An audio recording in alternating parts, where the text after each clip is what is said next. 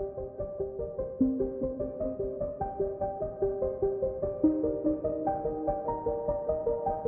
ne savaient pas ce qu'ils pouvaient faire, mais il y a beaucoup de personnes qui paniquent quand elles font face à ces genres de harcèlement.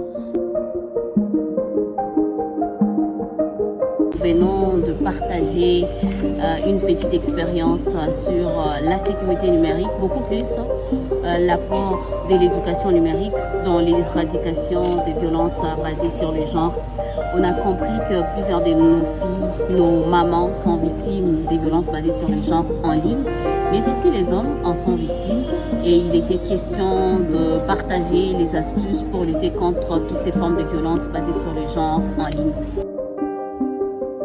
Avec le jeune de Goma, durant quelques minutes dans cet atelier, nous avons essayé un peu de nous poser certaines questions pour que les jeunes puissent avoir des informations fiables, qu'est-ce qu'il faut faire, pour que le jeune puisse avoir accès à cette information, qu'est-ce qu'il faut faire. Nous avons constaté que nos us et coutumes étaient à la base de plusieurs freinages. Voilà pourquoi ensemble nous avons essayé un peu d'élaborer quelques stratégies et quelques solutions pour sortir de cette placard.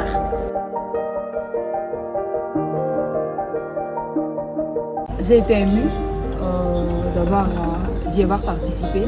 Vous savez, aujourd'hui, on ne communique plus de la même manière. Le monde a évolué et donc les femmes aussi doivent évoluer. Donc c'est très important ce qu'on a eu à voir, à projeter, à vivre pendant l'atelier. En tout cas, j'ai eu une bonne impression.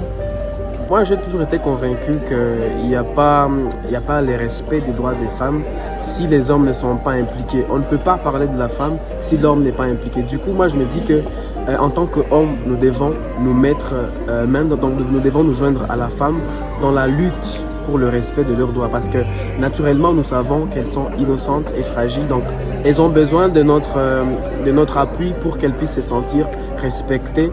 Elles puissent sentir leurs droits, ne pas être mis de côté en fait.